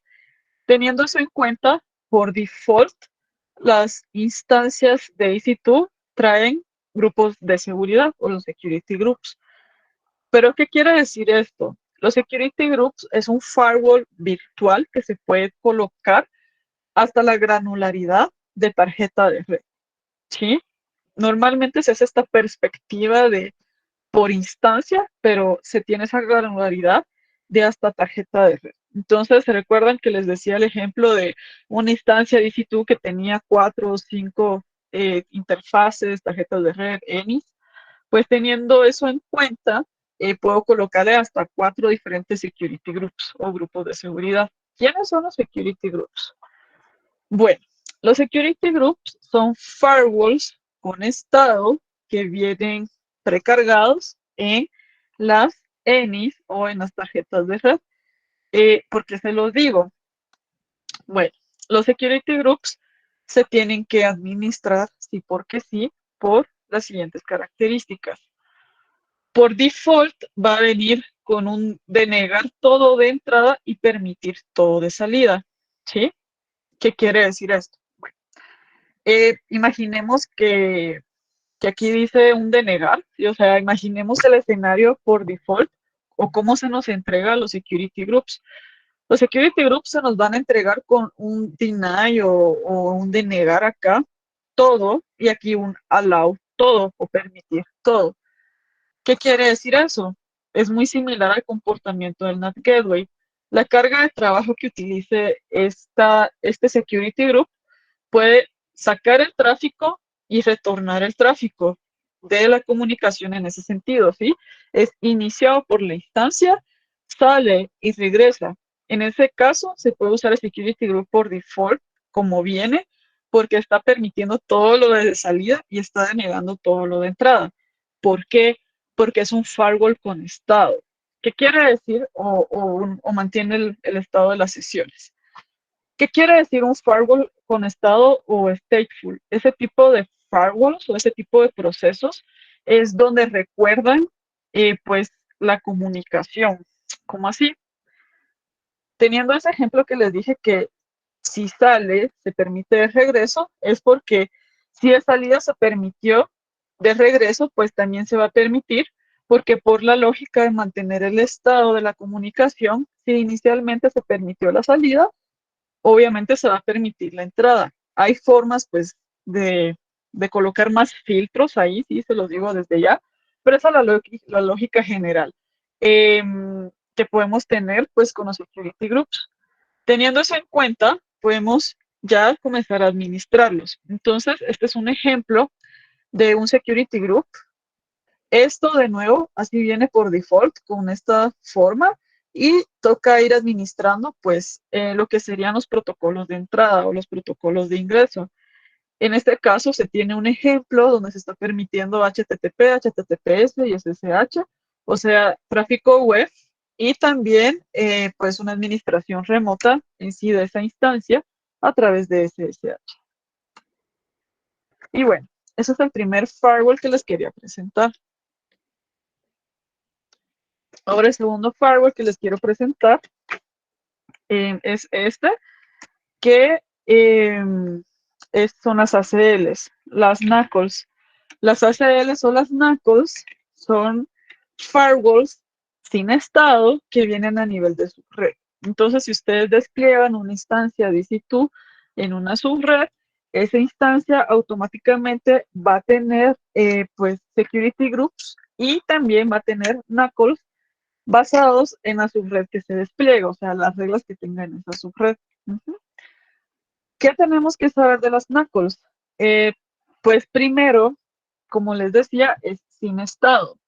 Cuando un firewall es sin estado, quiere decir que no recuerda, no recuerda las conexiones, o sea, para él la entrada es independiente de la salida. Entonces, cuando yo tengo que administrar un firewall o un proceso o una ACL sin estado, tengo que permitir la entrada para permitir también la salida, si no, pues se me va a botar el paquete. Bueno, teniendo eso en cuenta, aquí tenemos un ejemplo de una ACL. Esto es como vienen las ACLs en AWS en sus subredes.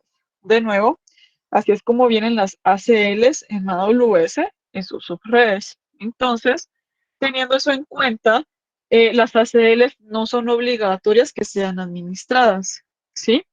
Las ACLs pues se pueden obviar, pero es bueno que sepan que ahí está porque en caso se necesitan, pues se pueden administrar. Entonces, estas son las ACLs, por default vienen permitiendo la entrada y la salida, quitamos ese permitir y ya comienzan a hacer su trabajo de denegar y sobre el permitir pues se van colocando las reglas que yo quiero que utilice esta ACL. Este es un ejemplo de una ACL un poco más desarrollada. Es muy parecida, bueno, es igual al ejemplo anterior, solamente que ya en ACL. Entonces aquí se está permitiendo tanto de entrada como de salida SSH para una administración remota y HTTPS. Estas son las dos funcionalidades de seguridad que traen precargadas las VPCs y que sí porque sí debo de administrar. Y bueno, ¿qué diferencia tienen? Los security groups son a nivel de tarjeta de red o de ENI o a nivel de instancia, si lo quieren ver de esa perspectiva, porque todas las instancias tienen al menos una tarjeta de red y muchas vienen de esa forma, solamente pues son en ciertos casos o ciertos escenarios donde yo necesito ya colocarle una segunda, tercera, cuarta. Las NACLs o las ACLs tienen un alcance de su red. Las reglas, pues estas solo permiten allow, estas allow y deny. Estas son con estado, los security groups son con estado, las ACL son sin estado. Y por último, el origen de las reglas. En los grupos de seguridad se evalúan en su totalidad, en las ACL se van evaluando por el nivel de prioridad. O sea, se tiene un orden y cuando se hace match ya no se sigue evaluando. Y ahora para ir terminando con estos temas, veamos lo que es, vamos a irnos a otro servicio de red que es Amazon Route 53. Esto lo vamos a ver de una forma breve. ¿Por qué? Amazon Route 53 es un servicio que tiene muchas funciones, muchas cosas que pueden hacer. Se los digo por experiencia porque pues lo he visto mucho con este servicio. Tiene diferentes escenarios, casos de uso, flexibilidad. ¿Y quién es? O sea, esa es la pregunta número uno. ¿Quién es? Route 53 es el servicio que es utilizado para lo que es en sí diferentes escenarios de los DNS, ¿sí? Los DNS son es este protocolo que nos permite a nosotros, como dice acá, reemplazar un dominio con una dirección IP. ¿Por qué?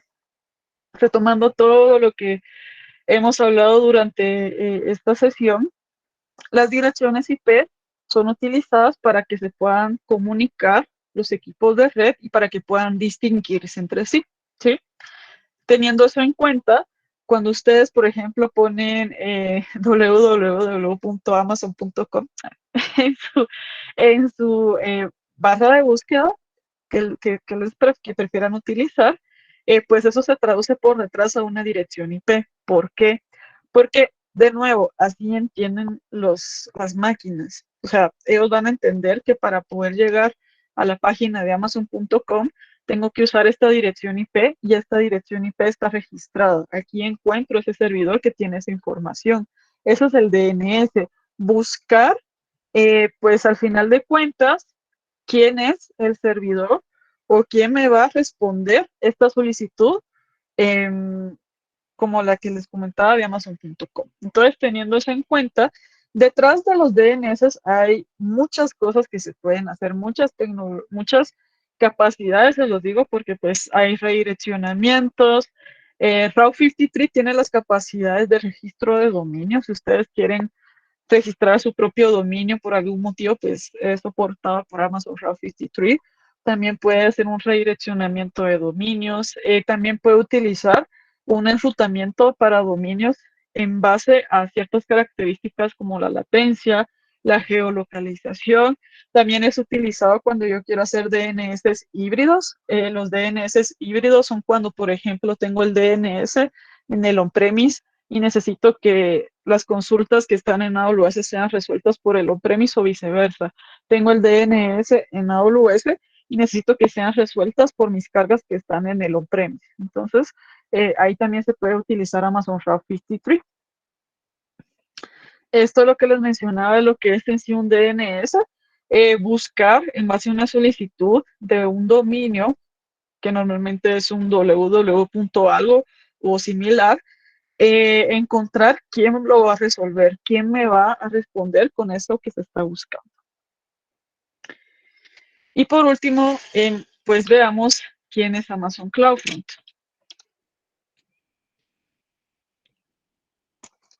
Bueno, Amazon CloudFront es otro servicio en AWS que es utilizado, pero para lo que es entrega de contenido. ¿Sí? ¿Qué es entrega de contenido? Bueno, entrega de contenido o CDN es algo que se utiliza ya para más que todo usuarios finales. ¿Sí? ¿Quiénes son los usuarios finales? Pues clientes. Yo que voy a ingresar a amazon.com, pues soy un cliente que está utilizando una página. Entonces, ¿qué pasa ahí? Para esto, alrededor del mundo en AWS tenemos nuestra infraestructura global, que ya les he mencionado brevemente las regiones, las zonas de disponibilidad, pero también existen los Edge Locations. Los Edge Locations son estas ubicaciones que están distribuidas alrededor del mundo que tienen como función, una de sus funciones, los cachés, ¿sí? Son cachés que están distribuidos alrededor del mundo. ¿Qué quiere decir esto? Por ejemplo, en este momento, pues tomando en cuenta mi caso, yo que estoy en Colombia, yo estoy en Colombia y supongamos que voy a desplegar mis cargas en una región en Estados Unidos, ¿sí? Entonces, yo para poder consultar o mis usuarios en Colombia para poder consultar hacia Estados Unidos, pues tienen que viajar de alguna forma, ¿verdad? Ya sea de forma directa o dando alguna vuelta, porque a veces sucede eso con ISPs. Entonces, pues de Colombia a Estados Unidos hay una distancia y hay un tiempo para ir y venir. Sucede que aquí en Colombia tenemos un Edge Location, tenemos una infraestructura que dentro de esa infraestructura está CloudFront.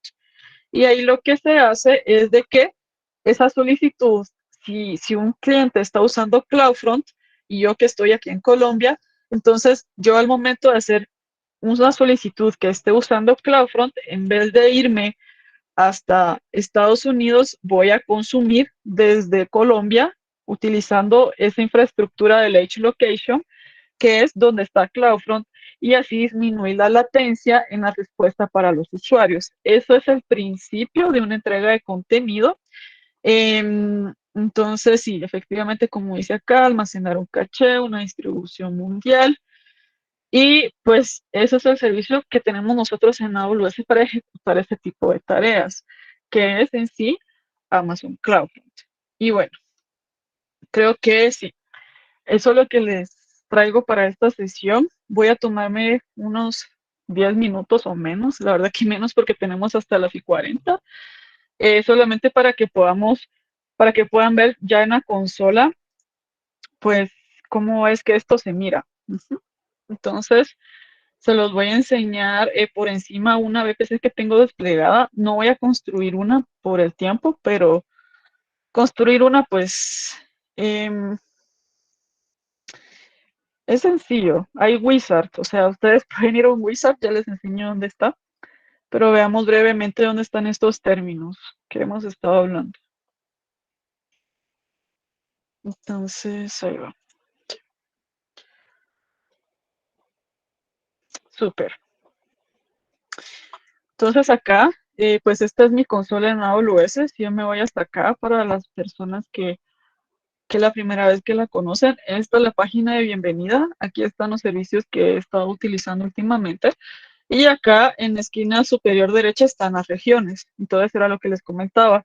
Acá es donde están desplegadas en nuestra infraestructura. Aquí detrás de esto están nuestros data centers. Entonces, si ustedes quieren desplegar algo en Virginia o en Estados Unidos en sí, pues aquí podemos elegir en dónde, o en Asia o en Europa. Bueno, teniendo eso en cuenta, nos vamos a ir a VPC. que es el servicio que hemos estado mencionando. Bueno, teniendo esto de las VPCs, quiero ver acá, sí, tenemos el wizard. Entonces les dejo acá, pues de nuevo, yo estando en la página de bienvenida, perdón, de la VPC, le di, ahí está, estando en la página de bienvenida de la VPC, le di crear una VPC desde acá.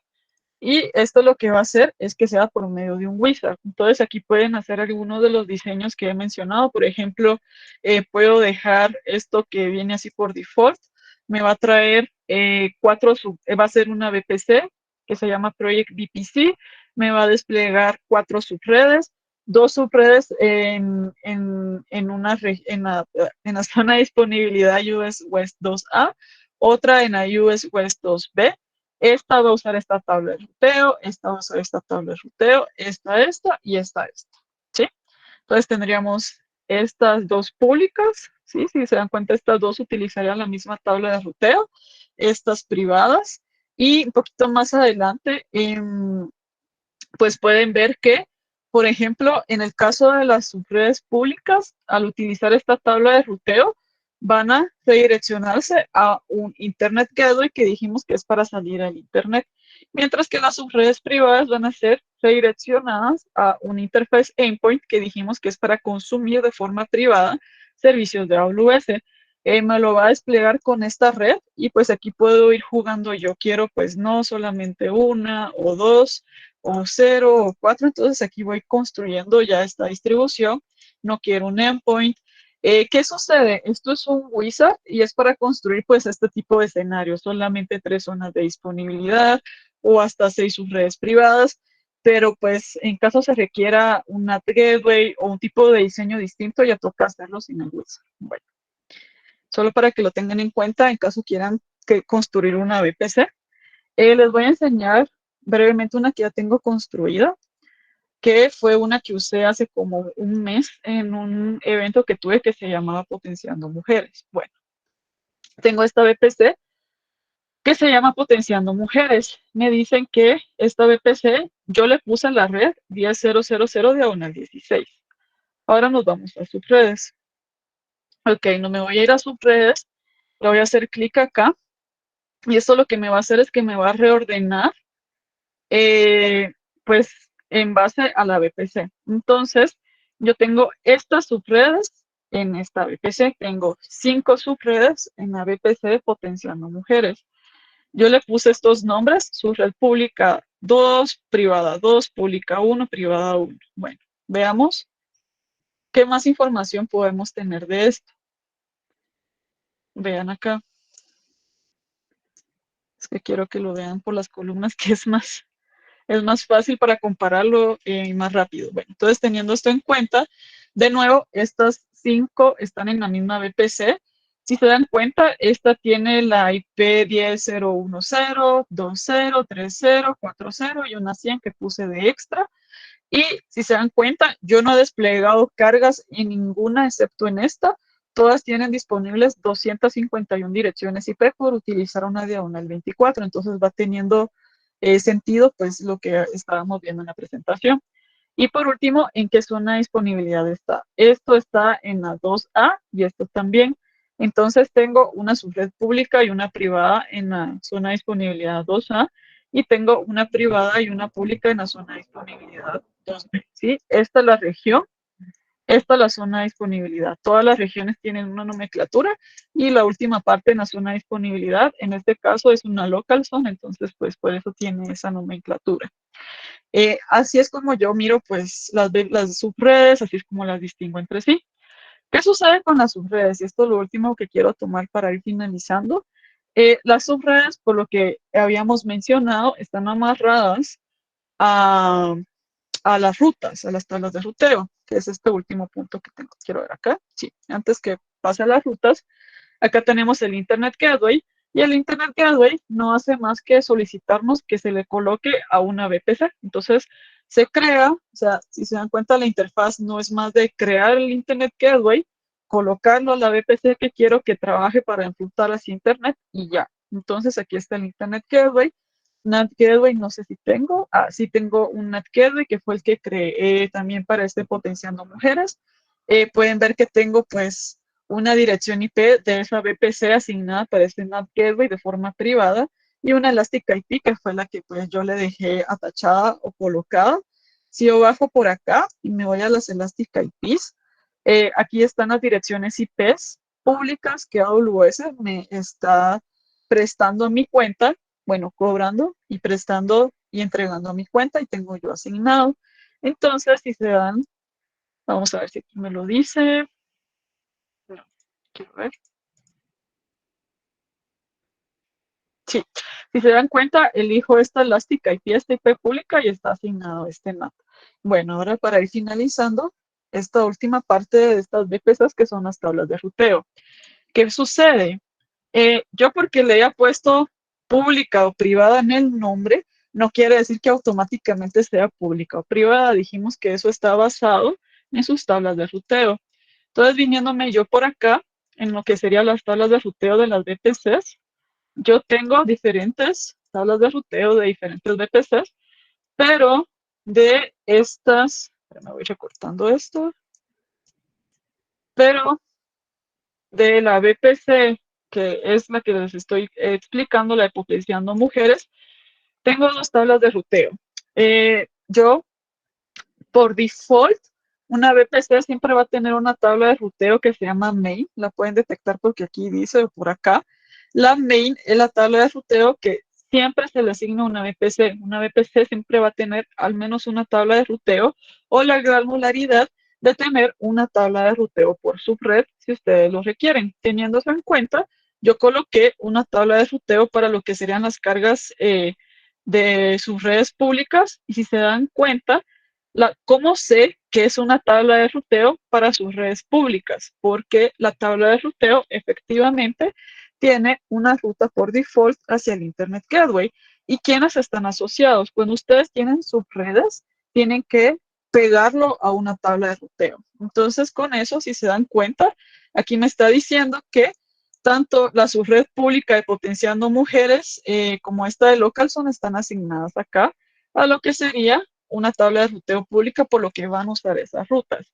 Acá creo que yo me puse a jugar, sí. Entonces, esta debería de estar en la tabla de ruteo pública. Déjenme hacer ese cambio automáticamente. Entonces, me imagino que me puse a ir a jugar por ahí. Ahí está. Bueno, quedaría así. Ahora sí. Por lo que las subredes públicas están asociadas a esta tabla de ruteo pública que tiene una ruta por default hacia el Internet Gateway. Y por último, pues tenemos que estas dos subredes privadas para esta VPC, según mi diseño, están atachadas a esta subred privada y esta subred privada tiene una ruta por default hacia lo que sería el NAT Gateway. Por lo que podemos decir que esta tabla de ruteo es utilizada para lo que son subredes privadas. Y ya con eso, pues quisiera finalizar ya lo que sería mi presentación, ya con esta última revisión que hicimos de la consola y de lo que es en sí una VPC que ya tenía yo previamente construida. Y bueno, eso es todo. Gracias, Edgar. Muchas gracias a ti, Claudia. La verdad es que es de bastante interés y de utilidad el tema que compartiste con nosotros. Estoy seguro de que eh, todos acá aprendimos algo nuevo o bien aclaraste algunas dudas que teníamos sobre algunos de los servicios de AWS. Entonces, no sé si alguien tiene alguna pregunta antes de finalizar. Bien, aquí hay una de Luis Niebles. ¿En qué escenarios se deben configurar VPN site-to-site, estática o dinámica? Sí, si te estás refiriendo en sí a lo que sería enrutamiento estático o enrutamiento dinámico, Luis, bueno, siempre se va a recomendar lo que sería mejor una VPN con enrutamiento dinámico, porque pues esas, en caso se tenga que hacer un failover, pues lo puedan hacer por su cuenta debido a la naturaleza del enrutamiento dinámico. Pero a veces hay situaciones en donde se tienen que hacer por enrutamiento estático. El enrutamiento estático no te va a dar esa capacidad de un failover automático, toca hacerlo de forma manual, pero pues esos serían los escenarios y depende a veces de lo que estés utilizando en tu extremo, pues cuál eliges, pero normalmente se prefiere lo que sería pues enrutamiento dinámico. Y una otra pregunta que tenemos, ¿es posible establecer VPNs con CIDRs iguales? No.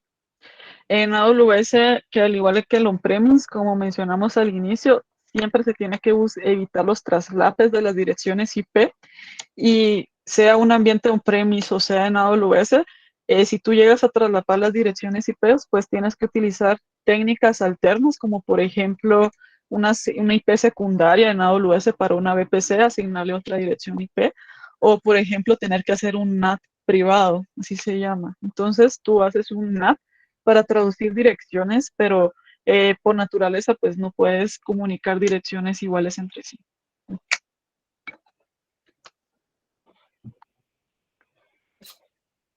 Ok. Creo que no hay más preguntas y reitero mi agradecimiento, Claudia. La verdad es que muchas gracias por la charla, por tu tiempo, por tu esfuerzo y por compartir con nosotros todo este conocimiento. Mucho gusto. Gracias, que tengan feliz noche. Nos vemos. Muchas gracias, buenas noches.